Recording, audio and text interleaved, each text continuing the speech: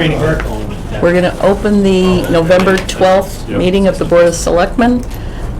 Meetings of the Board of Selectmen are recorded for transmission on Berlin Cable TV and YouTube. Your voice and image may be recorded. I don't believe we have minutes this evening? No. Okay. Correspondence? No? Nope. Nope. General public comment? Not yet. Hmm? I said not yet. Oh, okay. So we'll start off then with Chief Galvin with his monthly report. Yeah. A lot's come to plate, so this is awesome. I had my coat on. Winter decided to show up. Yeah, no kidding. I heard it's kind of cold outside. Saw you down below my Is house it? last week. Yeah. Well, not It you, went, but like dropped Brian mid-afternoon and the just fire truck. and- Yeah, Yeah. it's supposed to be. Because I'm 60 thinking, what, did degrees somebody today. try to come down Lyman too quick and try to go into Crosby? No, it was kids, Outside. one car crash, Stonewall. Stonewall, yeah. You know, hey, nobody hurt, so we've been lucky with that. So okay, I want to take my coat off because I know you were in today and got one. But so the union developed a patch special for this month where it's Veterans Day. So they do salute to heroes. So we have 3 officers that have served in the military. So they asked if they could design a patch for this month, similar to what we did with the autism patch. And they're selling them for $10 a piece. All the proceeds are going to the AMVETS in Hudson. They have a program where they provide meals to veterans at Thanksgiving and Christmas that otherwise wouldn't have anyone to spend the holidays with. So it's a great program. Unfortunately, they're losing their facility and some things are going on there, so any help that they can get is appreciated. And they've been, it's kind of a nice and something different. It's something that's just starting out, that you're starting to see agencies do this along with breast cancer and all the other ones that are done.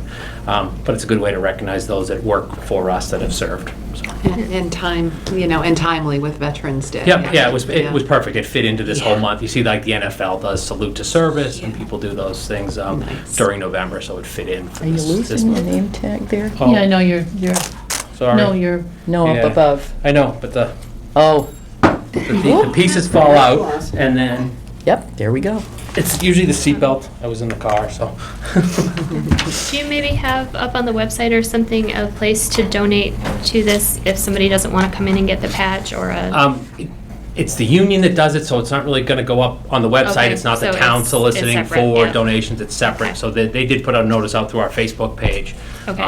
But not something that we would put up to Okay. solicit donations to So the there's town. a place to go to find where, Yep. if people want to make donations. Yeah, and I can ask if they can put something together that we can post again. Okay. Okay.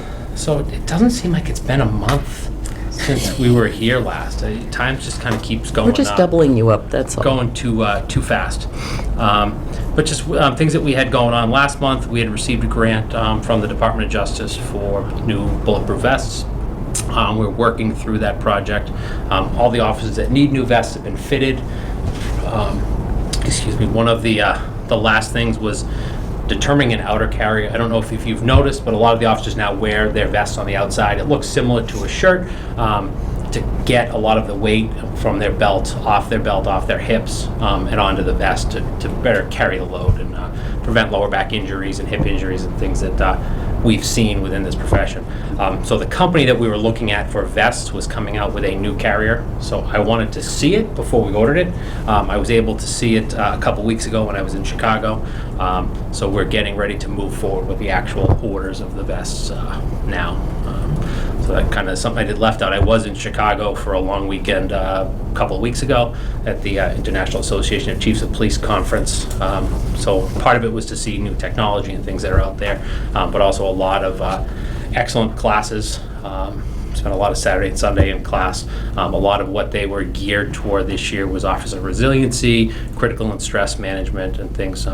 So some things that have affected our agency in the past year, but a lot of good things that they're doing for law enforcement in general and things moving forward to try and look at our officers and our officers' long-term mental health and well-being. One of the issues and things that we have never been good at is looking out for our own in that way. We look and, we hear about our military and PTSD and things that are being done, but our first responders go through the same thing, but it's at little increments. So it builds and it builds and it builds, and then you hear about the officer that has a problem, and there's alcoholism, or there's a family problem. So we need to do a better job of recognizing that. We're starting to do that here regionally, and we're looking at doing a critical incident stress management team regionally, but also look at that to not only handle it after critical incidents, but have something available constantly. So as those little stressors start to move. Other than that, investigations continue. The Kay Jewelers investigation is one that was ongoing that we talked about last month. It is still ongoing. And the effects of that are overtime. I mentioned a little bit later on that, when I first started here, when we looked at overtime, and I think Dennis and June can reflect this, we, maybe 8 hours a week here, there. It didn't happen all the time. We're averaging about 30 hours a week right now. And it's a combination of things. We've been short-staffed, so we were higher earlier in the year because of that. But a lot of it is going into investigations and follow-up investigations. It's still within budget, but it's an issue, and it's something that we have to make sure long-term that we keep an eye on. Hopefully, it's something that's going to ebb and flow a little bit and not put us over the edge, but it's just something to pay attention to. So our calls were up for October. We're up at 984. It's over 100 calls more than last month, or calls for service, which includes some officer-initiated things. So don't be alarmed that it looks like a huge jump. We have to remember that we have a young new officer on the street. So he's still learning his way. So we'll get calls that he, at 2 in the morning, may call in a suspicious vehicle and go check it out, that the officer that's been working midnights for 10 years knows that that's Jim, and Jim's waiting for the truck that's dropping off the newspapers, and he's going to pick up the newspapers and do his route. So we're going to start to see some of those things as he learns his way. But also in general, he's going to be more active. He's going to call more things in. He's going to look for more. It's kind of a nature of what it is. So yes, we have had more calls, but some of it also has been officer generated by having a young officer on the street. So don't be alarmed that we're up over 100 calls in a month. Do you know how that compares to last year? Last year, it's up over last year at this time as well. We were kind of in that 800 call per month range, and then, so getting up to almost 1,000 calls is a lot higher than we have been. Pretty average with the amount of criminal charges and arrests. That really hasn't deviated. It's been pretty consistent month to month. That number that stays high is motor vehicle crashes, 19, 8 with injury. And if you look at the number, we're at 177 to this point this year. We were at 157 to this point last year. Where that really deviates is if you look at January and February of last year, our numbers were high during that point. Our numbers were pretty low January and February this year. If you remember, it was relatively mild, so it wasn't too bad. So as we head into the winter months, having that we're up about 10% or more, it's concerning. Are you seeing, through the chair? Yep. Are you seeing increased trends in crashes at certain areas in town? I wouldn't say certain areas. I would say Pleasant Street, West Street, Central Street, the major roads. But we haven't, and I think if we look back 6 years ago, and we look at the crashes that we had at Gates Pond Road and Route 62, those numbers have actually come down a little bit. I know people hate the intersection. I agree with them. Unfortunately, we don't have a lot of control over it and working with the state, but the crash numbers are actually down. Five Corners is one area that, and we've discussed this, that is an issue. We've had a couple of crashes there lately, but they tend to be spread out, and a lot of them tend to be spread out, especially along that Route 62 corridor where we have the most traffic.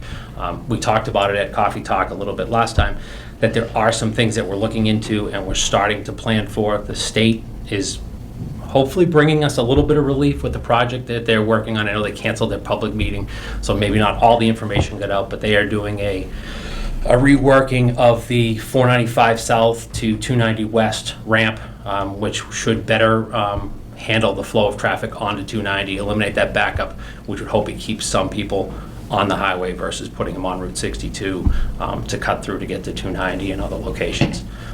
That's, within 24 months, which is, like we talked about that's pretty incredible for a state project. So we're going to have to see what happens. But we have, this is kind of it's kind of in motion where things are going to go. We're looking at, 90 days from now, possibly having occupancy in the apartments and adding people to town and taking that portion of South Berlin and, adding 15% more to the town's population in a small area. We don't know what that effect is going to be. So we're going to have to kind of keep watching this and seeing where things go. With that being said, the other things that we did discuss at Coffee Talk were the other programs that we're working with, which is Complete Streets, starting to come up with some projects to get on the tip. We did apply for a Lines and Science grant, or I think technically the school applied for that grant to try and get some stuff for the school zone here on South Street, and we didn't get selected. But through Central Mass Regional Planning, they did put together a great application package for us. So there's another Walmart grant out there that we're going to look at applying for that might get us some of the same signage that we're trying to apply for and get in the Lines and Science grant. So we'll see where it goes. It's going to be constantly evolving, and it's something we're going to have to stay on top of. I kind of hoped, we had more motor vehicle stops this month, more citations written this month, and more accidents this month. And there's never a direct correlation between traffic enforcement and the reduction. A lot of our traffic problems are based on volume. So, we're going to be dealing with it constantly, and, we're going to do and try everything we can. Constantly monitoring medical calls just because of the amount of calls we go on. And I know it's the fires game, but our numbers had dropped a little bit again last month, but back up again at 39 calls. We're constantly going out there, and it's a combination. We thought maybe through the summer it was heat-related things. I think part of this has to do with an aging population, but also that the facility up at Highland Commons is adding to it, and crashes with injury, because I include those in that. So it's all a factor. So we'll just keep monitoring and see where it goes.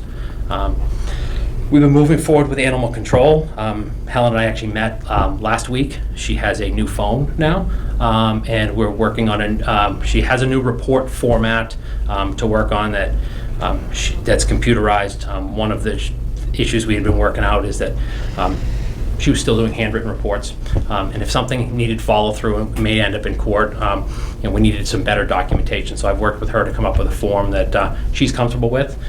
So we're kind of piloting that now and moving forward. And we had 13 calls again, 9 dog calls, a loose horse. I'm not going to talk about what neighborhood that might have been in again.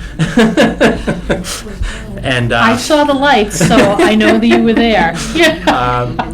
and a calf that was loose. So we've had some interesting calls with animals the last couple of months with goats and sheep and. What are the dog calls? I mean, because Berlin doesn't have a leash law, so is it, hey, there's a dog roaming through my yard? It's a combination. I mean, unfortunately, we had one that was struck and killed just the other day. It's a combination. A lot of it is just loose dogs running rampant. With that being said, is we don't have a leash law, but it doesn't mean you can let your dog come running around and be a pain in your neighbor's yard. Yeah. And that's what happens. Or- If someone has dogs or running around the aggressive. yard or aggressive, Yeah. so they're calling, and what generally happens is Helen comes out. The dog A is lot of gone. the dog's either gone, or she does find the dog, and it's kind of reuniting the owner and re-educating the owner about what needs to be done. This is our bylaw, or. Mhm. Yeah.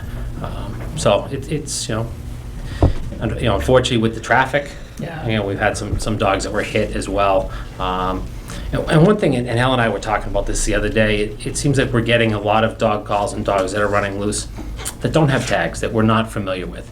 And I don't know if it's because of our location to the highways, if people are dumping dogs that they don't want. So it's something else we're going to have to give. We know we've had some serious cases of that with neglect in the past that we've worked through. And actually, because other witnesses have seen the person dropping the dogs off, we've been able to locate them. But it's definitely an issue and something that we need to continue to watch. So is the ACO's phone up there on the website?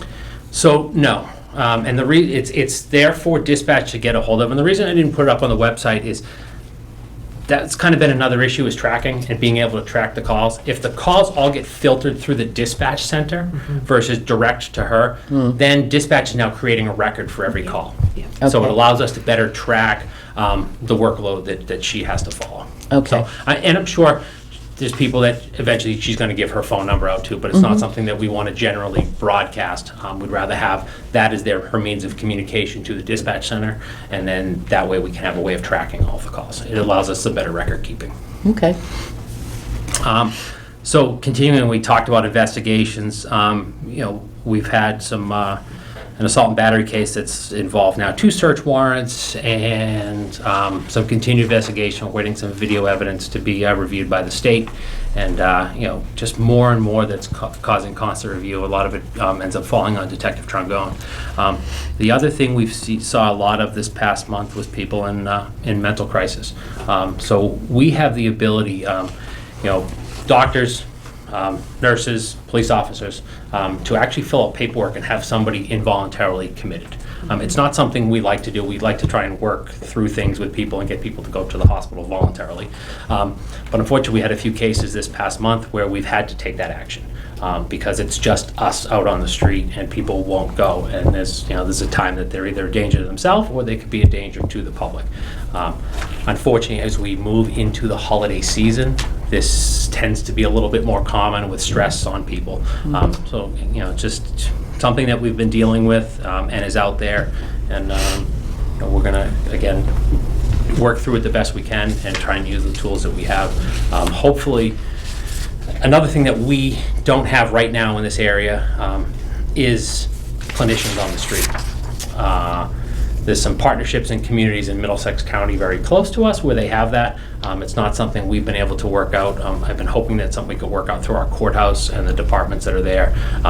It's still kind of more something that we're talking about now, that we could form some sort of a partnership, utilize a grant, that we may actually get to have a clinician that rides with us one day a week, or rides in Clinton another day, rides in Lancaster, Harvard, or whatever it may be.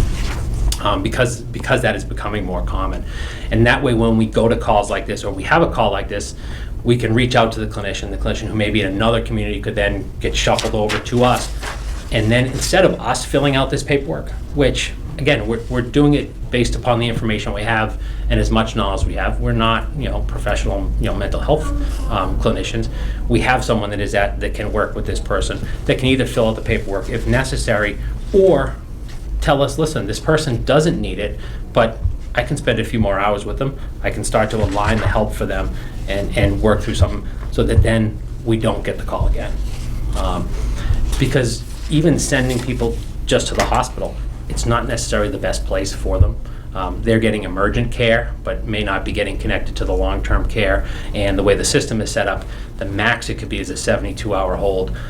Within my career, it's been very few times that people have actually been held for that full 72 hours because the emergency rooms and the hospitals can't handle it. So to try and find a better system is something that we need to work on a little bit more in this area of Worcester County. The other thing you may have noticed this past month was a lot more cars in the parking lot. So we have been utilizing the training room to host some classes for a variety of reasons. One, we got a great room down there, so we might as well use it as opposed to having it sit open. But if we are the host of the classes, we then get free seats. So it's a great way to get our officers training without having to, one, send them out somewhere else, but also then we don't have to pay the tuition costs for the course. So we're going to try and do that as often as we can. We had some discussion at the department heads meeting today about coordinating to make sure that when the town clerk needs the room for elections, that we're not booking a training class that week and doing some of those things so that we're all on the same page. But one thing that happened with that last class, and we fixed it a little bit after the first day, is parking out front. So we're going to try and work better with the staff and get some information out pre-class so that more of the people will park out back, so that employees and, more importantly, customers have the ability to park out front, and we're not clogging up those spaces. So the last thing we kind of had, we ended the month with was Halloween, and it turned out to be a pretty decent night. We had officers on the street handing out glow sticks. in your neighborhood, in Carterville, up at the Eco Village, which was a great place. I mean, that's where the kids kind of gather in this town now. And, we had a great response and handed out glow sticks to all the kids. And, I don't know if you noticed on Facebook, we're 3 years in now where Officer Goulding, we produce a short safety video that we post online, and also actually showed all the students at the school. So he had a parent that worked with him that prior to Halloween got the kids all dressed up and did some simulating trick-or-treating, and we got that another safety video on for the kids. So it worked out really well. Great. Sounds good. Is there any questions for Tom? No? Nope. I think you covered it All then. right. Well, great. All right. I will. I'll be back next week. So. All right. Have a right. good night. You too. All right. Next thing on our agenda is the treasurer collector finalists interviews. Come on up, Dennis. Notice the time. Yes. No jelly. It's not the same I had a little time munchkin and they put the hole right there. And today at the at the department head meeting. department head meeting, so You ran home and got a new tie? I have multiple times. Ah, okay. All right. So, I didn't talk to either one of you. Did you want to read your own, or do we want to just take turns as we? I'd rather read my own. There were two additional questions at the end if someone would like to take those. Okay.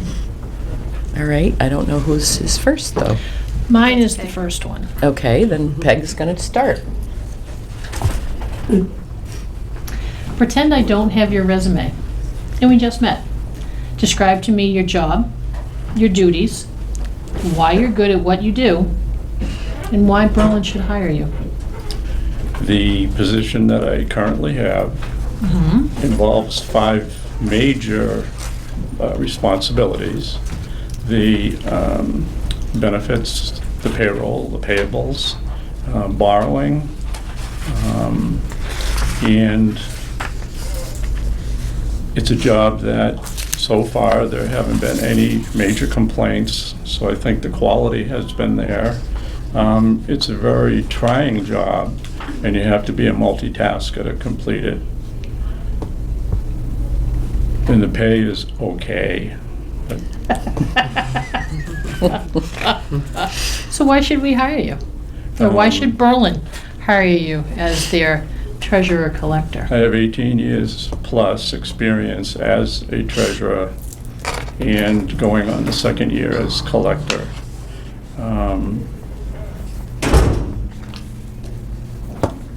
With a fairly busy town that is small and large at the same time. So it's a little, I won't say the only one, but it's fairly unusual for Massachusetts.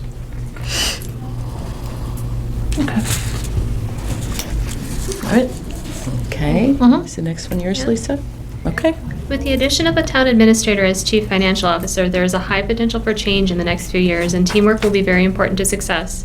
Please discuss how you respond to change, your thoughts on the impact of this particular change to the community, and what you might bring to this newly formed financial team.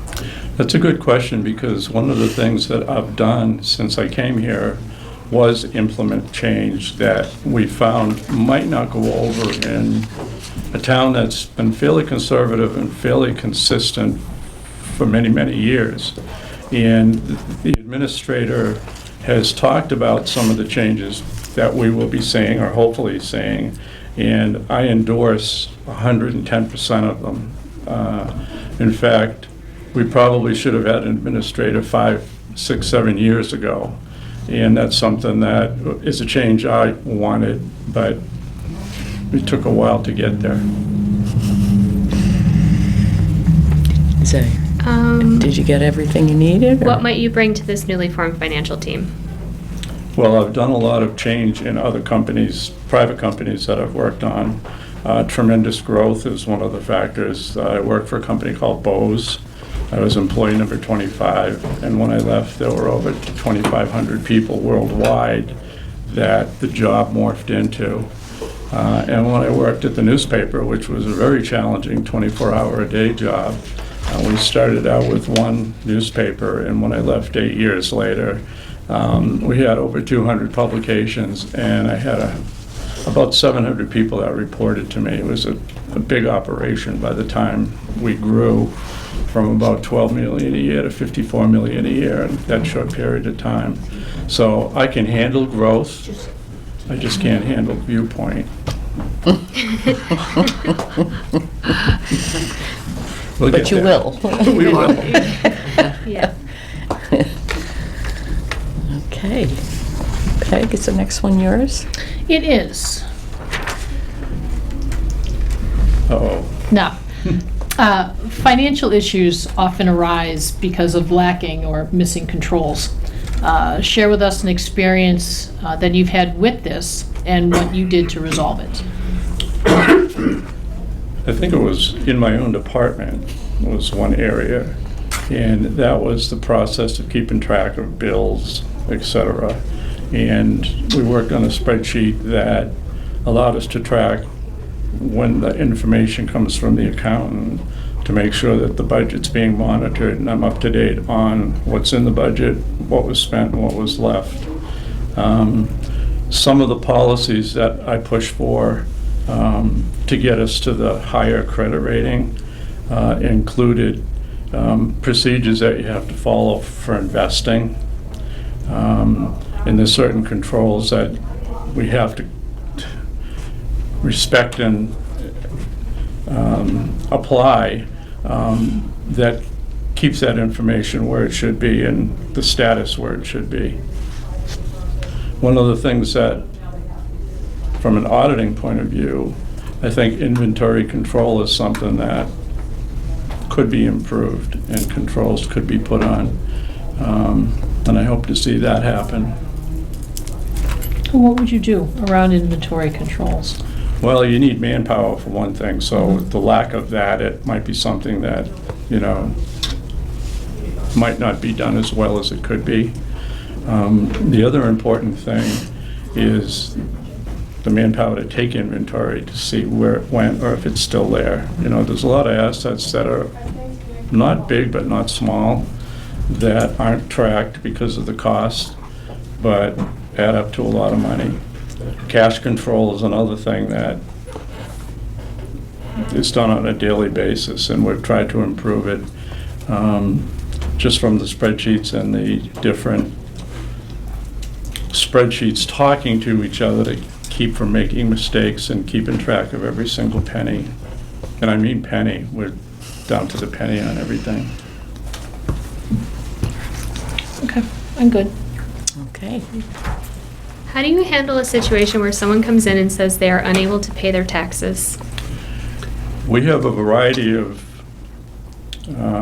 options that someone who can't pay might qualify for. We feel sympathetic, and as you know, my team, customer service, is the only thing that I won't tolerate not being followed. In fact, so far we've never lost our temper. We've always treated people with respect. There's the option to go on a payment plan. If it's to the point where they really can't pay, you're forced to make that decision. Right now, I talked to Margaret, but before I'd come into the selectmen unofficially and say, we have this case. We've done as much as we can, but we have to follow the law and move forward with taking possession of a property. Most people work out their problems financially, and this year we only have 3 people that are going into tax title, and I know that 2 of them, once they're in tax title, will take the payment plan. We also send them to the assessors to see what kind of programs over there that they qualify for. Are they low income? Some of the elderly are a little embarrassed, they're proud, they don't want to go in and admit that they don't have money. So you try to convince them that there's nothing wrong with that, and it's their right, and we don't want to be landlords. That's one of the first things that comes out of our mouths, and we don't want anyone to. We've even recommended maybe take in a roommate, you know. Some people do that to help pay the costs. And so far, we're pretty successful. There's something called deferred taxes, where you have to qualify, but you can put your taxes off until you hit, I think it's 50% of the value of your house, which in Berlin keeps going up. So it's usually not a problem. And the only negative to that, and it bothers some people, it bothered my mother, is they want to leave something for their children, and they don't want to give up 50% of that. But, you know, that's reality. But it keeps them in their home. We have 4 people that have taken advantage of it. I think there's one left. One just was resolved. All right. Okay. Berlin is a small town with limited staff, and sometimes you may be asked to do things that don't necessarily fall under your job description. What are your feelings on this, and how will you respond? Well, at the newspaper, and that's the career I usually go back on for things, you helped every department in the building. In my first tussle with a union member here, we won't say which department, was it's not my job. And that's something that to me is not a good thing. If you're a team player and someone is part of your team, doesn't have to be in your department, needs help, your personnel should be able to help them, and yourself too. That's my thought on that. Finally, it's my turn. Please describe your experience with oversight of payroll, benefit deductions, and FLSA.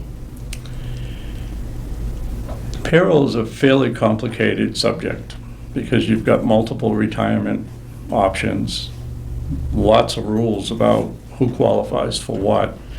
And we have the ever-changing dynamic of volunteers that morph into part-time, full-time, which you don't necessarily know about when it happens. It involves dealing with some personal things that you have to keep to yourself. It involves personnel itself. Unfortunately, we're kind of passing the baton on now to the town administrator. But we hope, it takes a lot of time. And we haven't really dealt with the Medical Leave Act. In fact, we don't have to honor the state version of it yet. We didn't vote it in as a town. Did you have But we do something to have add? to. Is that? Yeah. Yeah. I think Chris asked about FLSA rather than Oh, I'm FMLA, sorry, FMLA. but yeah. Yeah. Yeah. Okay. If you are chosen by the board to be appointed as Berlin's treasurer collector, will you have the availability to work 8 to 4:30 Monday through Thursday and 8 to 1 on Friday? Yes. In fact, I'd probably go back to putting in 60 hours a week like the Like the prior newspaper? years were, until it just got too overwhelming. Pretty much running a lot of departments and a lot of boards, it just got to be that more people had to help in those areas, like capital planning. You know, that was a relief getting off of that. It was a lot of work and not a lot of thanks, so. So you would be available Oh, for yeah. those hours? It's- Okay, Yep. all right. Lisa, do you want to ask another one? The Treasurer Collector's Department handles a significant amount of sensitive and confidential information. How would you assure that all staff in your department consistently maintain the highest degree of confidentiality in all your communications and transactions? Well, I'm lucky enough to have 2 people. One has been a treasurer collector twice, or more times than that, but in large cities where that is strictly enforced. And there's a strict rule about keeping confidential about everything. You have things you can't divulge in the tax office regarding motor vehicle. In the Treasurer's Department right now, I'm the male half of sexual harassment investigation. So those are things that have to be kept really quiet, which is hard in a small town. In my training as an EMT, required a lot of that, which is difficult sometimes not to talk about, trying to relieve steam when you get back from a call, but handling confidential information is something that's paramount to the position. In fact, we have a secret file location for 2 or 3 secret things that even the staff can't get into. Do you have a secret handshake too, to get to the secret files of the secret staff and the You got the various? secret key. Got the secret key, okay.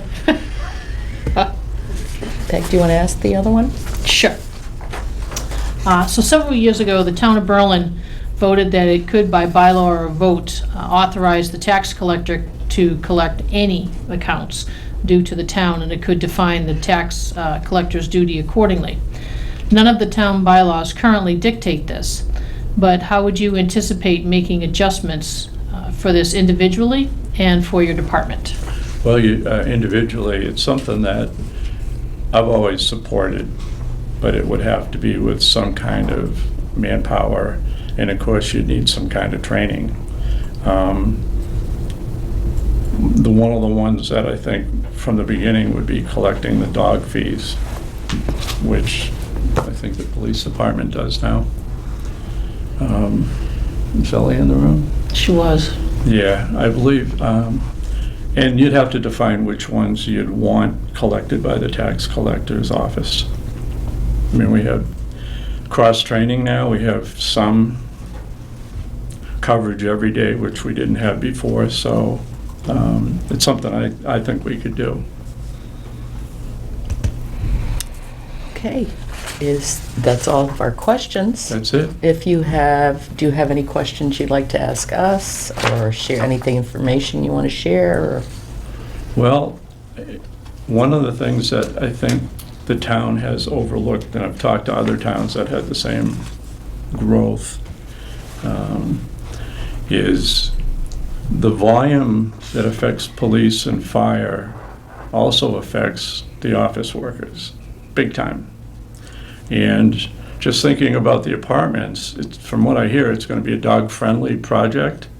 So that doesn't mean adding for the town clerk, for example, another 204, maybe times 2. Is it 204 apartments or 240? 204. Is It's it more than like 204. Yeah. 204? Yeah. So if everyone occupies it with another person, registered voters. I mean, 15% growth is huge. She's going to have to register a lot of dogs.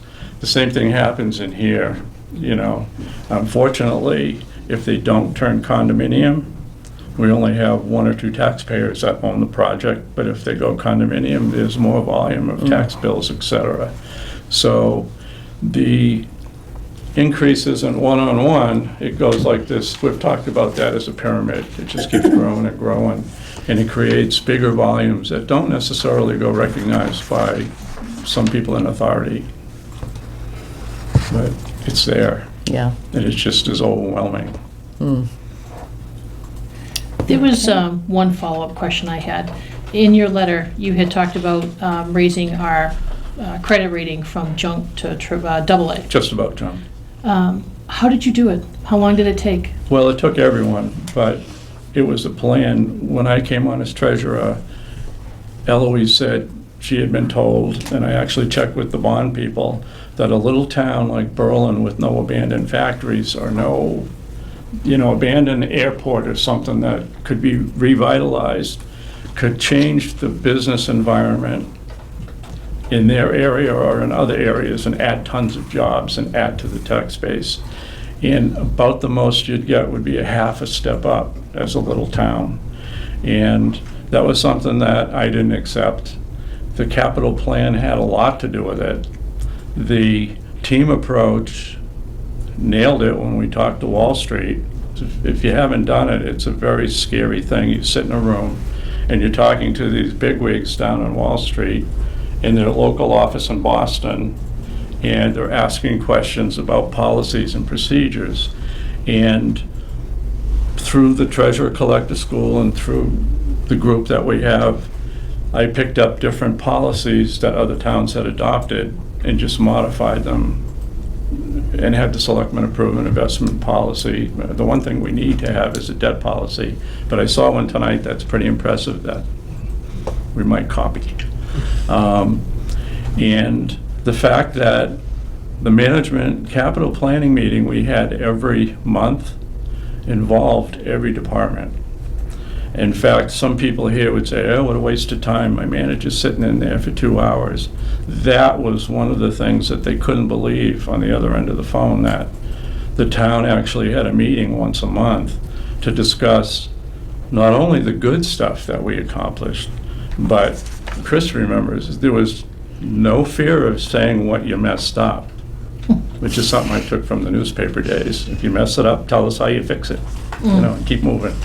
So, pushing that along and encouraging that to happen, once again, with some people that were, we will never have a capital plan, came from an old prior Board of Select person, and we just had to kind of bite the bullet and Push. create one ourselves, and that's why it was an unofficial. It was just a group from within the management that met once a month, and it just morphed from there. We paid off the school ahead of time. I don't know if you remember when the state, the educators ran the program, and there were billions of dollars in debt. It was a nightmare. And it took forever for Berlin to get the retro pay. Their 60%, it was a huge, 60%, somewhere in that. And when the big check came in, it was a no-brainer to just say, this is 10 worth of payment, you're allowed to pay it off at 10 years, and we paid it off 10 years ahead of time. Nice. So, Good. Is there alrighty? anything else? Okay. Well, Thank you, Awesome. Dennis. Thank you.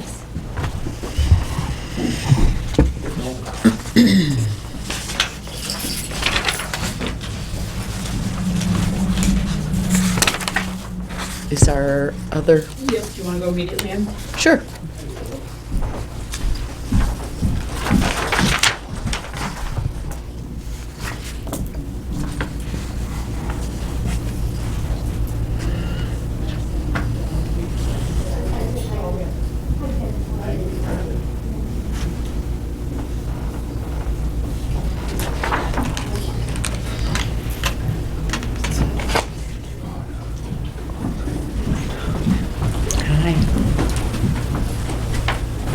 Hi. Hi. Come on up. Are you Joanna? I am. How are you? Hi, good. Joanna, I'm Peg. I'm Chris. Hi, Chris. Lisa. Hi, Lisa. Lovely to meet you. And I'm Margaret, we've We met met. before. Yes. Nice to see you. All right. Well, welcome. Thank you. And I think we'll just start off with our questions. Sure. Peg. Are you from around here? I am. 4th, 5th, and 6th grade. Mrs. Olson was my 6th grade teacher, who to this day I will tell you is my favorite teacher. Okay. No. Was. There we go. We get that out of the way. Well, we got that. Well, No, they asked because that question and thought Mrs. Olson was my favorite teacher. well, no, because I saw your name and I'm like, I know Joanna Bellato. I know that name. I know that name. So, Yes. thank you. Thank you. And that's my husband, Jay. Hello, I Jay. apologize. That's my husband, Jay. He works for the town of Concord, so we're municipal people. So you're not crazy then, huh? That's debatable. That's debatable. All right. Just putting it out there. All right. So, question number 1 for you. Yes. Pretend I don't have your resume. Okay. We've just met, Mhm. so I want you to describe to me your job, why you're good at what you do, and why you think the town of Berlin should hire you for this position. Okay. My current job? Mm-hmm. Executive assistant to the superintendent of schools at Central Mass Collaborative. I just got laid off. They are downsizing, so that's why I'm looking for a new job. My full career was Verizon, 25 years, running a call center, retired there with the management buyout. Over on Brook Street in Worcester, I had 150 sales associates on the phones that took incoming, outgoing, collection calls, service calls. And nobody ever called and said, I just got my bill, can you tell me how to spend more money? It was always the objective of trying to save them money while upselling our products and services, which I think is very similar to the collector's job, where you want to collect bills but try to get them to go online and those new types of things as technology works with us. I think I would be great for the job. I'm very people-oriented. I love interacting with people. I enjoy customer service. I show up every day. I give 100%. I have a smartphone. I answer all emails before I go to bed, whether it's, I'm not a company, 4 o'clock, I'm done. Whatever's needed, I'm happy to do. And I do it with 100% of everything I can. Great, thank you. Okay, Lisa has the next one. With the addition of a town administrator as chief financial officer, there is a high potential for change in the next few years, and teamwork will be very important to success. Please discuss how you respond to change, your thoughts on the impact of this particular change to the community, and what you might bring to this newly formed financial team. Okay. Well, I started at New England Telephone, then it became NYNEX, then it became Bell Atlantic, and then it became Verizon. And I've still got this T-shirt with all the names crossed out. So I embrace change. I'm very good at change. There's the corporate cultures, the hidden secrets. You know, if you call out sick one day, you take 5 days, and there's all those things. And I was actually selected to go on a committee through the Bell Atlantic footprint and actually bringing out the cultural differences from the Midwest to us and how to bring it so it's one culture.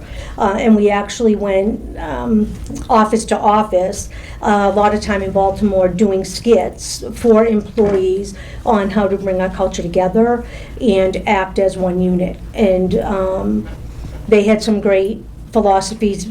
Verizon had great philosophies, so it worked out really well, but it was very educational to see how different putting someone like me with my accent with someone from the South was quite funny to see.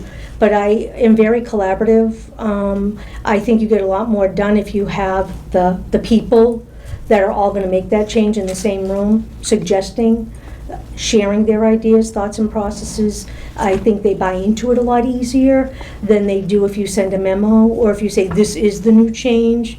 When people get to talk about it and process it, walk away, and then the policy procedure comes out, they embrace it much more because they were a part of it. Okay. Peggy, do you have the next one? I do. So financial issues will often arise because of lacking or missing controls. So share with us an experience that you've had with this and what you did to resolve it. Well, I can tell you, I'll use, I'm on president of the Lake Shirley Improvement Corporation. I live in Lunenburg on Lake Shirley, and we have a weed problem on our lake. So the town owns the body of water, and the Lake Association kind of just oversees. But in 2006, our lake had a severe algae weed issue. It turned actually a green smell. It was shut down for Board of Health due to the algae. And as the president, myself, and the board, we now raise $30,000 to $50,000 a year.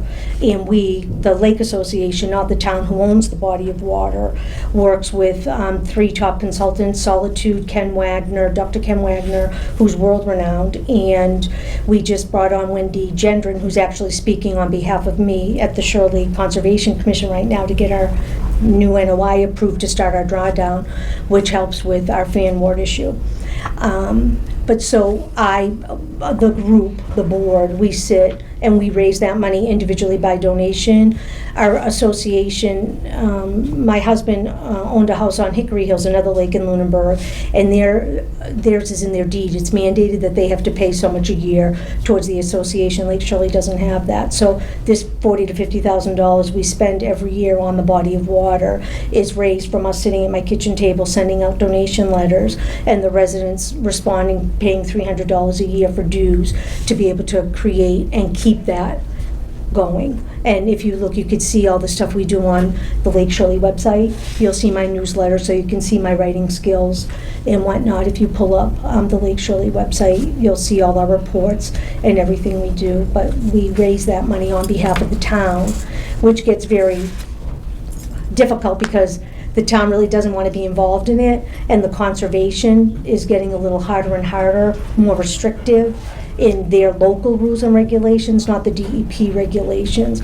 So we've actually had to bring the selectmen in, so it's quite challenging when you pay for something but you don't own it. And that difference back and forth, so it's been a great learning process. But that's something financially that there was an issue, there was no money, and we went and raised it ourselves, and now we have a phenomenal, we're going in year 13 program. Great, thank you. Thank you. How do you handle a situation where someone comes in and says they are unable to pay their taxes? The first thing you do is show empathy. I think a lot of people forget that empathy part and go straight to what's the issue? I'm sorry, they're due, you need to pay them. I think, I don't know, every situation is different, but it's expressing the empathy with them, working with them. I feel very strong in any collection process. It's easier to collect a 1-month bill than a 4-month bill. So if you're at my previous job at North Middlesex with my superintendent, we had an issue with the lunch program, and it was a $30,000 budget item that was hitting our budget of uncollected dollars for the lunch, student lunches. And there are programs, there are numerous programs for free and reduced lunch. And I think a lot of it is once you show that empathy and you start to have conversation and you make your customer aware of these programs in a respectful, dignified way, that you can end up helping them come up with that issue and how to be able to get funding, donations, whatever that situation is, to be able to help pay that expense. Berlin is a small town with limited staff, and sometimes you may be asked to do things that don't necessarily fall under your job description. What are your feelings on this, and how will you respond? Absolutely, we're all hands in. People are going to have emergency situations that come up, they're going to be sick. I believe in cross-training because it's not the resident's fault that the accountant office or the assessor's office is closed because they're out sick today. I don't think I should be an assessor, but I should be able to answer or provide minimal to be able to cover that for them. And the same with me, if something happened to me and a customer resident was to come in and needed assistance, that we would be able to address not their full need, but at least be able to talk to them and help them as best we can. So I totally believe in a team approach, and I believe in monthly, weekly strategy sessions with the group on those types of things. I think it's a small group here, so to be able to help each other, we're only going to make ourselves successful and the town grow, which is the goal, that you want to grow to get more financial money coming in for better, bigger programs. Okay. Please describe your experience with oversight of payroll, benefit deductions, and FLSA. I handle those at my previous job. We used Harper Payroll.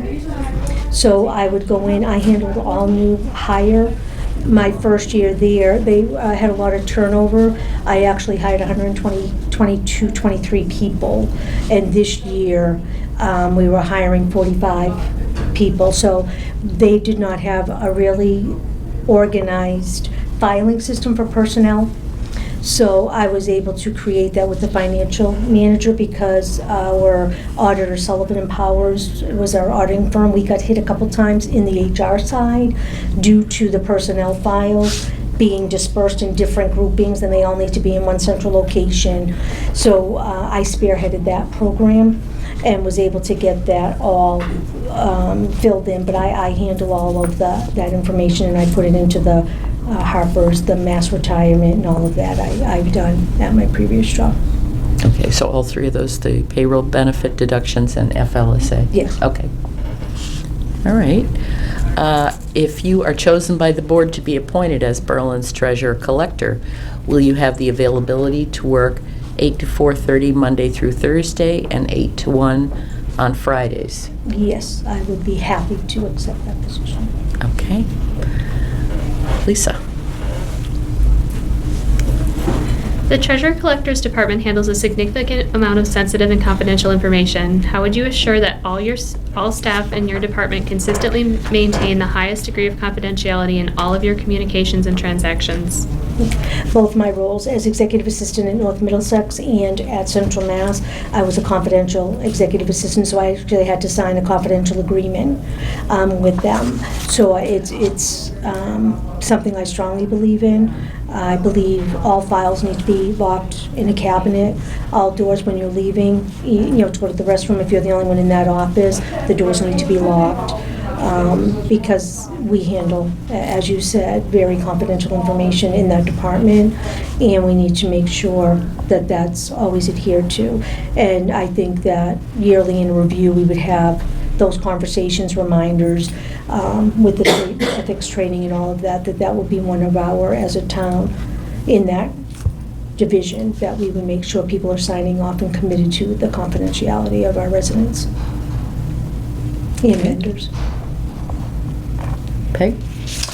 So several years ago, the town of Berlin voted that it could by bylaw or vote authorize the tax collector to collect any accounts that are due in town. And that, as a result, you define the collector's responsibilities accordingly.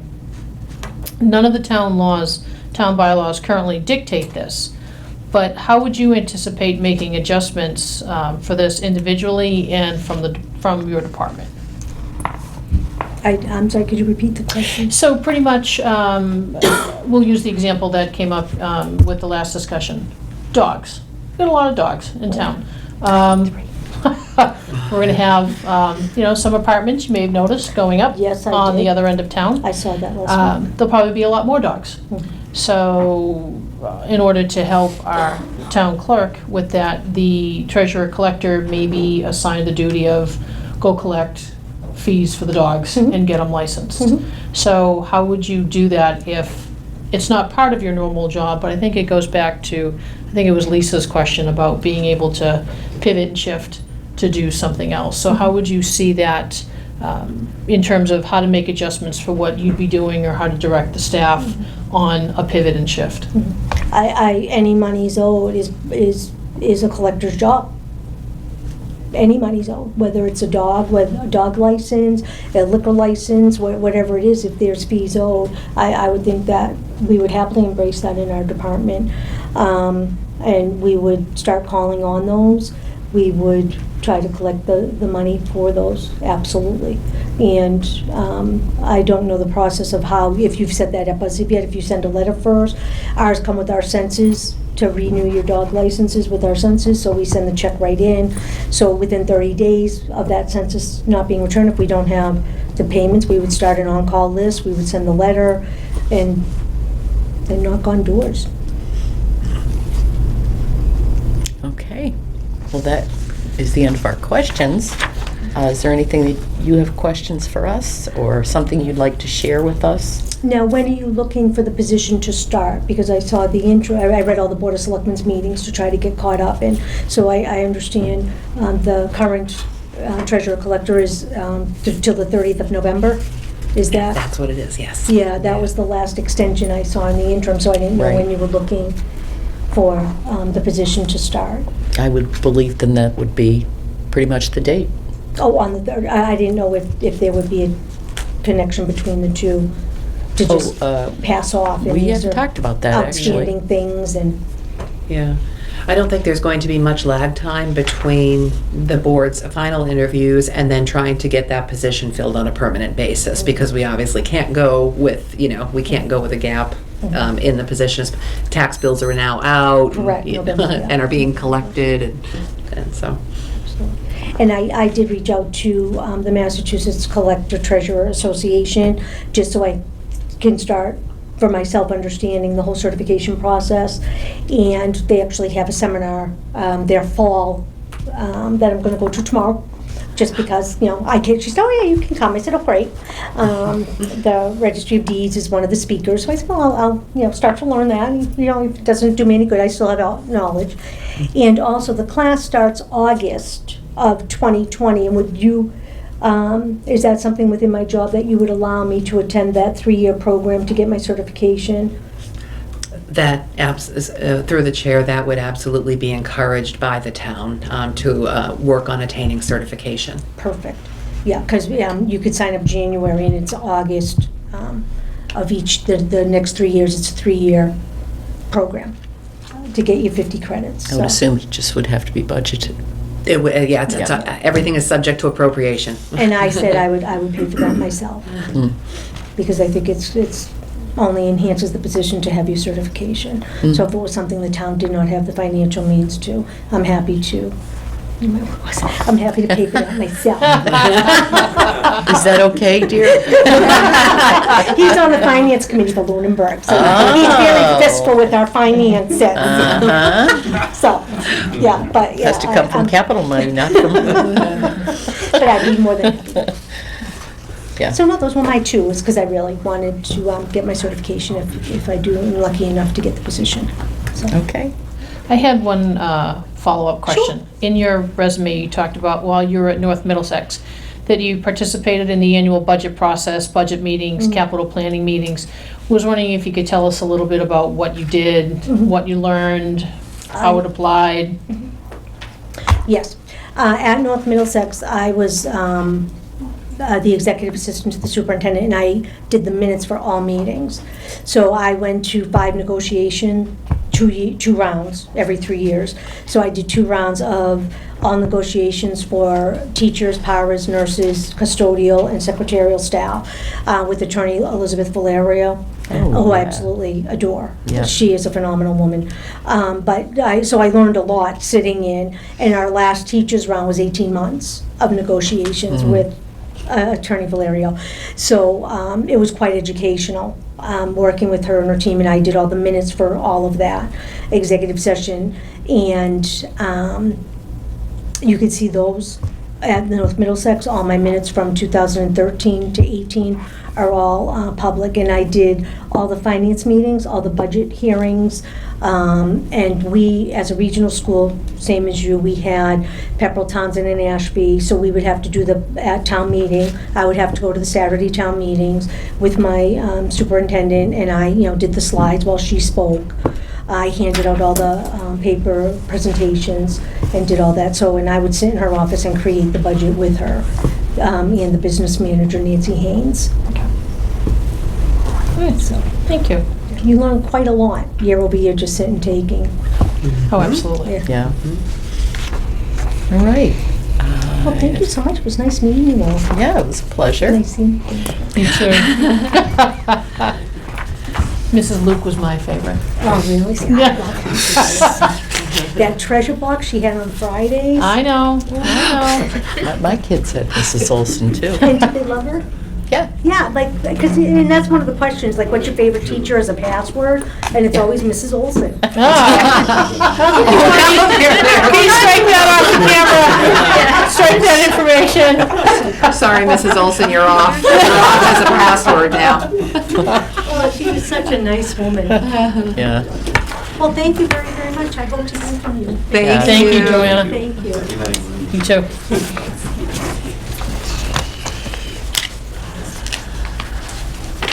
Okay. What's your pleasure, ladies? Do you want to discuss this right now, or? Is there anything time sensitive that we need to go through on the rest of the agenda, and then we can circle back? There's not much on there, is there? Not too much. Town administrator report and license Tilt Studios. Not time sensitive. No. Okay. So is that what you'd like to do? Well, I didn't know if there was anybody here that we needed to push things along to get to them before it's just all us. Yeah, why don't we finish up what's on the agenda and then talk and Okay. then potentially go into executive session if we need to. All right. Cool. Sounds good. All right, so we'll move on to the town administrator report. That's you, Everyone's Margaret. sitting on the edge of their seats, waiting to Well, hear you're what's certainly in this not. week's. You're not sitting on the edge of your seat. No. You're very busy, so. Yes. All right, so I'll just pull out a couple of highlights as I usually do. We'll touch on finance. So, many thanks to June and Amy for putting together the FY21 budget packet materials for this morning's first budget kickoff meeting we had with departments.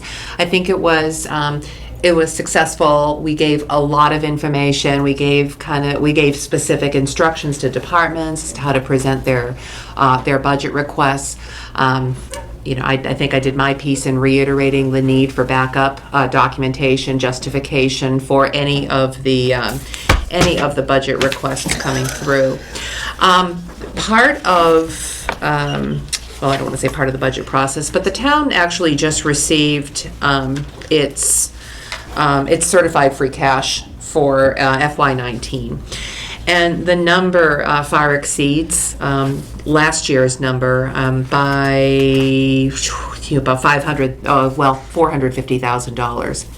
And I know that there could be a certain level of excitement with a certified free cash number of $1.2 million. But I want to be sure that I clearly explain a couple of the big components, non-recurring big components of free cash this year.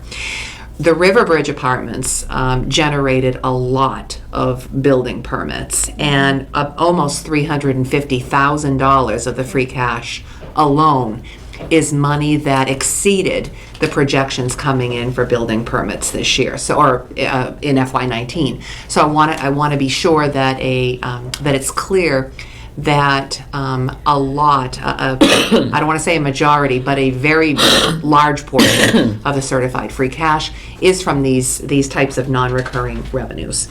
Another big piece of that would be tax liens that have been redeemed, so $45,000. So just those two non-recurring sources alone comprise almost a third of the town's certified free cash this year. So it's great to see, and I know June, Molly, Dennis, they all put in a lot of work to get the recap submitted and the Schedule A. But it's also really important to note what comprises free cash, and we can go over some more details of that later, but just the non-recurring revenue source that free cash is, and to treat it as such. At our next administrative finance team meeting, we are going to be going over some more specific revenue projections. We're going to be meeting on the 27th of this month to do that, and we're going to start talking about overall financial management policies. Dennis touched on a couple of those, but yes, bond rating agencies do look to municipalities to have well-established financial policies, not just departments submitting turnovers once a week, on a timely basis to make sure that that's done, but debt management policies, investment policies, capital planning strategy policies. So we're going to be putting together a comprehensive financial management policy package that we will bring to the board and the finance committee for approvals and adopt them as kind of the 10,000 foot view overall financial management policies. So we're working on that. Next, let's touch on library septic. We met as a group recently with Chris from the board, myself, Evan Carloni, who is our volunteer design engineer on the project, the septic system project, and trying to think who else we met with. Library trustee, the chair of the library trustees, and the library director. We talked about an initial optional design that Evan had put together. It involved doing a septic system only and finding a way to fit that on the property. The good news is that the property can accommodate again, I can't remember the name of the septic system, a Presby system, thank you very much. it can accommodate that. But they also wanted to have further discussion about the possibility of locating the septic system so that fewer variances would be required. And so Evan has now put together another possible option that would involve relocating the well, moving the septic system over. So we're going to be meeting again to discuss that option, what the implications are as far as town meeting votes that have already occurred, and the appropriations that have been made. And then we're also going to discuss moving forward with DEP and trying to figure out how we're going to present this to DEP to make sure that our requirements are met and DEP approves them regardless of the option that we go with. So we're moving forward on that. I think we're going to be having a meeting, I want to say next week. Next I think. Thursday Next Thursday? at 10 or something. Okay. As long as everyone else can make it. Yeah, so we're just waiting on that. The MVP program, Municipal Vulnerability Preparedness, Mary collected several letters of support from local officials and boards and committees, including the Select Board. And Peter Peliquin at CMRPC has drafted an MVP planning grant application for us. I've reviewed it. I've made a few edits to it. I will distribute that to the board for your review before they submit it. And hopefully we'll be in the running for a planning grant for MVP very soon. And finally, I've introduced this to the board through prior town administrator reports with possible shared services and equipment. West Boylston, I have heard from the town administrator in West Boylston who has confirmed that her board would be interested in discussing the possibility of a shared facilities director position with Berlin. Again, this is an opportunity. There is no commitment required at this time. And I would ask whether the board is interested in designating one of its members here to participate in initial feasibility discussions with West Boylston, the representative from West Boylston's board, and the town administrator. So I guess I would ask about, I think I mentioned to you the distance between West Boylston and Berlin. Yeah. It's quite a distance. And whether we have our ducks in a row as far as how is this going to work with our current facilities. Yes, so these are person. all things that we still need to work out. This is Yeah. really very preliminary.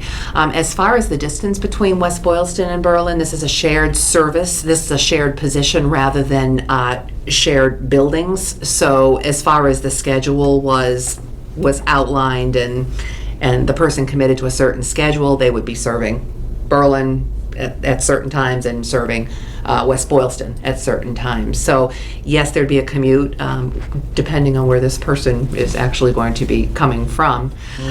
But I think that the position we could work a schedule. But again, this is very preliminary. These are all things that would have It's to be worked out. exploratory. It's absolutely just exploratory at this point. And there is no obligation to continue discussions. If the board feels that it's not worth pursuing, then we don't have to pursue it. I think we should pursue. Agreed.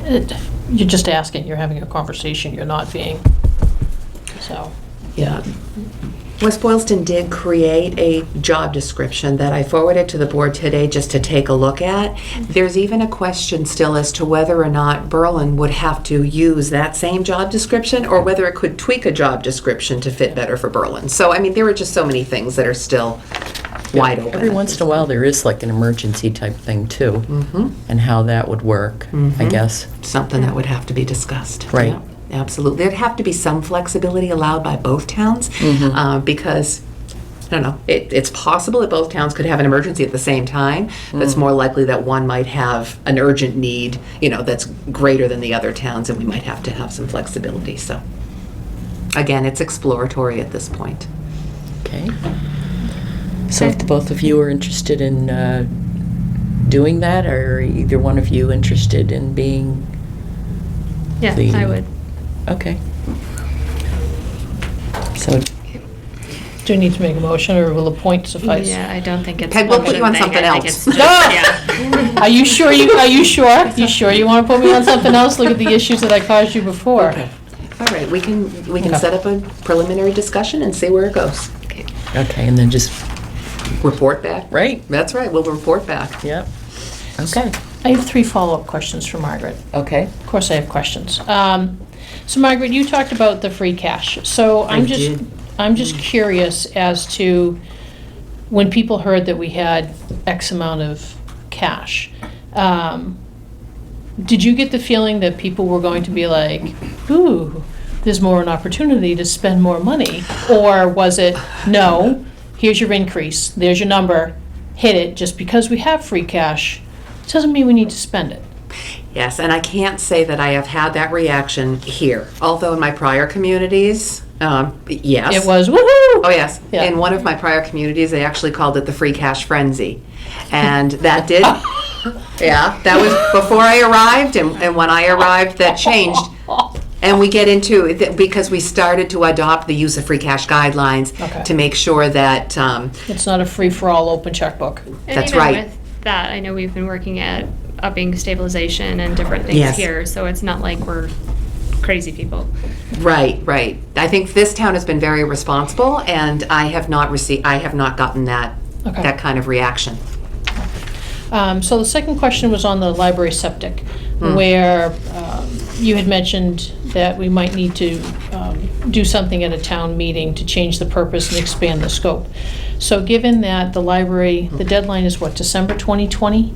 Is it December 2020 to have everything in place? So if we go to a town meeting in May and change the scope of it, May to December is not that long a period. The deadline's actually September 2020. The Is it? DEP's deadline is December 2020 that this would have to be. This Okay. would have to be dealt with. So do you feel that there would be enough time, that if we had to go change the scope, that, Not if it went in the spring. So we need to determine the path forward. You could However, still do we a did, special. you know, I did learn that the town does have another appropriation from FY18 for a well at the library. So if the town was going to work from the septic system appropriation alone, I think that would require going back to town meeting and redoing the purpose in order to accommodate a well and a septic system. But because the town did appropriate money, and that is still standing, right? That there's appropriation no is still, sunset clause on that? No, it was before we put that clauses on it is possible the town could look at that and use the well Portion. money for the well, the septic money for the septic. So it's just, we have to determine costs, though. Okay. And then final question on the activities and events where the town hall manager will check with fire inspector on decorations. Do you know if they're planning to do that with the timing of Christmas in Berlin, which is the beginning of next month, or just get them up for the holidays? I actually believe, I think Holly mentioned today that she's looking into these things now, so I would expect her to come to a board's, either the next board's meeting or the meeting following that, in order to request the authority to expend that Okay. money. Because Christmas in Berlin, I think, is the 7th of December. It's the first Oh, is it? Saturday in, So is it the I think it's 1st? always the first Saturday. So Is it would be not? the 7th, Yeah. the 7th, okay. All right, thank you, Margaret. You're welcome. All right. Thanks for your report, Margaret. You're welcome.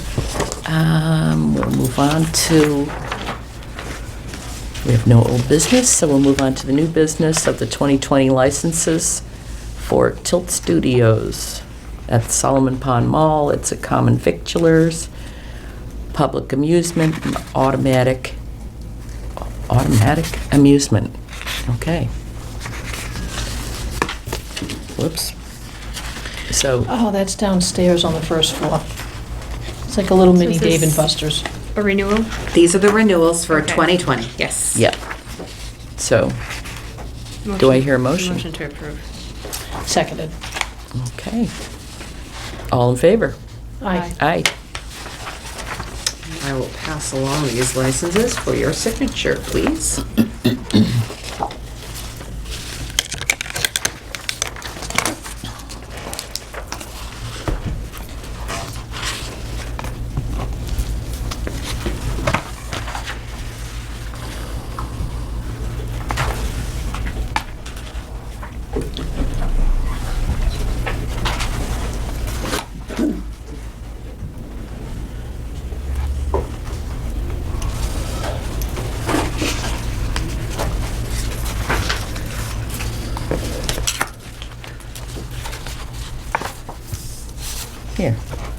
Thanks.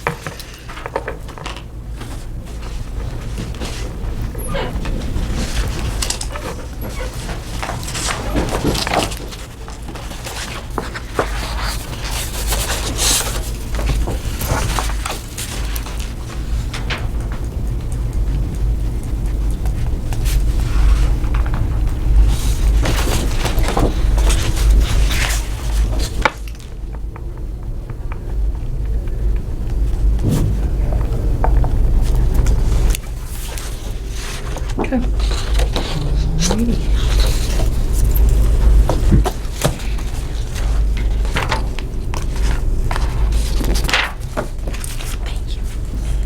Okay. I think we're going to go back to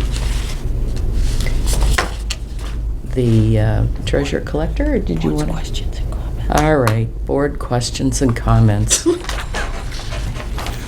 Was. Okay, so I just have a few. So I was looking at our Board of Selectmen website over the weekend, and I noticed that the initiatives that we had put up there last year are old. They're not complete. So I was wondering if maybe we could all take a look at them and just maybe update them. Mary, do you update that webpage? Do you want to train one of us to update the webpage, like on the initiative? I think one of If you Lisa's, come up with the content. then you give can it to you. post it. Okay. Yeah. All right, so do you think maybe we can do that? Because there's an RFP reference that we're looking for a town administrator, and I'm thinking, well, that needs to come down. So can we, maybe by next meeting or so, update the initiatives and send them to Mary?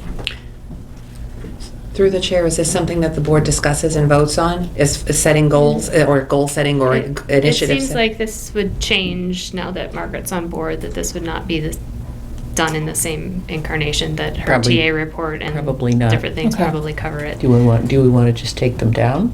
Is that what you're suggesting? Well, let me or- look through them again, because I know there was some really good stuff that we were all pushing for, and maybe it's done. I don't know. I think one of Lisa's is done, where there was a new COA director. Check. So there might be some that maybe we just need to pick back up and either, Maybe Margaret just needs to be informed and Yep. they go on the TA report or on her list, okay, all master right, list or whatever. Okay. But I don't think it's something that we would do all right. anymore. I'll scroll through them. Second question, Boundless Adventures. Are we supposed to be getting money from them?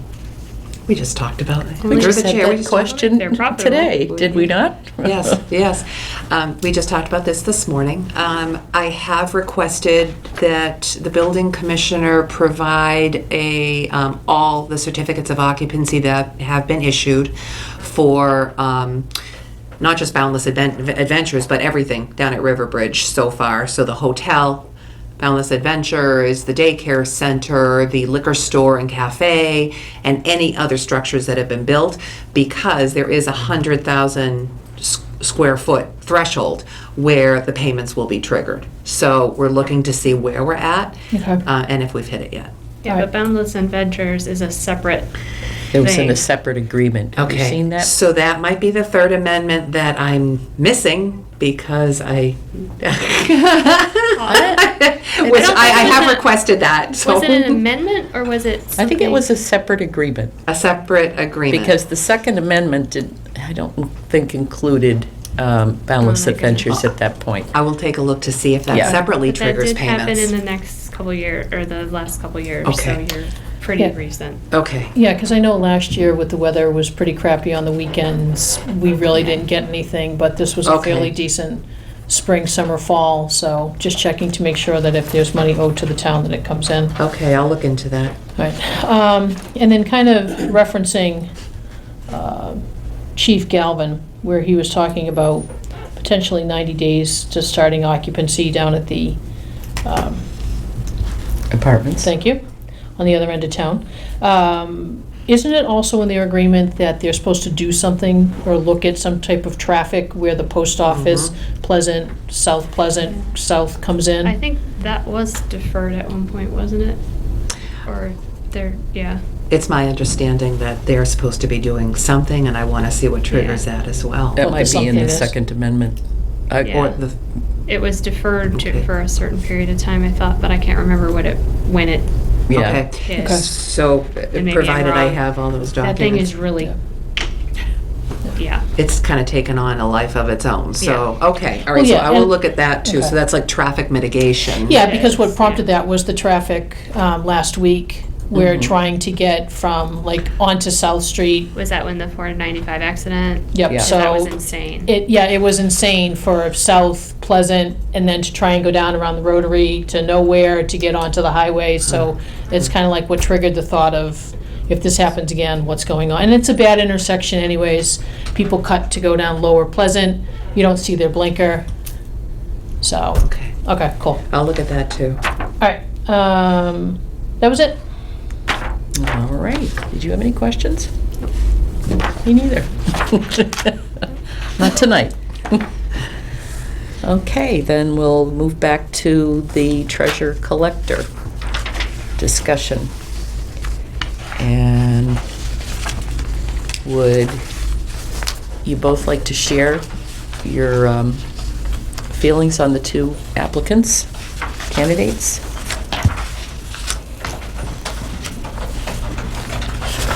Well, Lisa, go first. Going first. All right, all right. I'll just read what I wrote down on the two of them.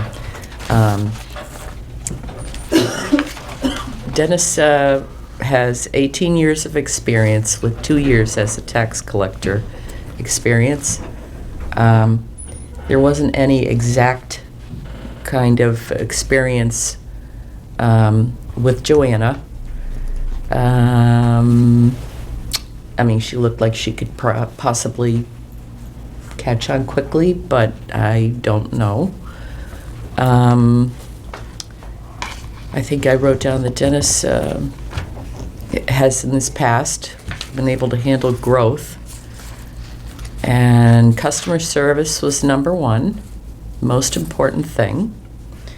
But Joanna did say that when someone couldn't pay their taxes, that the most important thing is to show empathy and make them aware of the programs that they could take advantage of. I wasn't sure if she knew the programs that they could take advantage of, but that's what I have so far, what I had written down. Does anybody want to add to that? I mean, I'll go. There were some very similar points between the both of them. When we talked about, you can't pay your taxes, both of them came back with, you show your empathy. Obviously, Dennis, I think, being a town employee may have inside skinny on programs that are there, but, Joanna, had talked about that you look at, where she had talked about the $30,000 in uncollected lunch money. What types of alternate programs there were. So, there's equalness in there. About being able to jump in. That was almost a softball question. Of course, the answer is going to be, well, yeah, I will jump in. And, there needs to be cross-training and, as she said, maybe I can't give detailed response, but I can know maybe enough to help, someone so people don't walk away frustrated. Both were very strong on the confidentiality, Dennis with his secret handshake and secret cabinets, and Joanna had talked about locking the files, locking the doors, so equal on that. And then, obviously, any monies that need to be collected, so it's an embrace. I did find that Dennis did stand out more so on the financial side. I mean, I read and reread and I couldn't find it really in there. Yes, she can pick it up, but, as we've talked about, we have a new TA, we have a town that's going, lots of growth. Do you take the time, not exploding, but, No, I wasn't sure. Go ahead. like we're growing. We're growing and we're growing rapidly for our little town. So do you take someone who has the experience, who has the knowledge, kind of knows what's going on, is comfortable with the staff, could maybe work around on the outside edges, or do you take someone brand new who would ask the questions to gather the data, ramp up time may be a little bit slower versus someone who can just continue to go? Which do you want? Rhetorical question, which do you want? Yeah. I think that I would love to work with Joanna, but the experience, I'm a little bit nervous. And I think she is smart and go-getter and all of that, and she would bring a wonderful tone to town offices. But we have somebody really experienced sitting here doing the job. So I guess I'm going to move that we negotiate with Dennis. Okay, do I hear a second? You hear a second. Okay, is there anything else that you'd like to add? You know, Dennis is a great asset to this town, and I think with Margaret here, that he's going to become a greater asset. You know, where his responsibilities were this, you know, with you here and things tightening up with various policies, you know, it becomes a little bit more narrow so that he can focus on the things that we do. So I think we'll be in good hands with Dennis. Okay, I have a motion and a second. All in favor? Aye. Okay.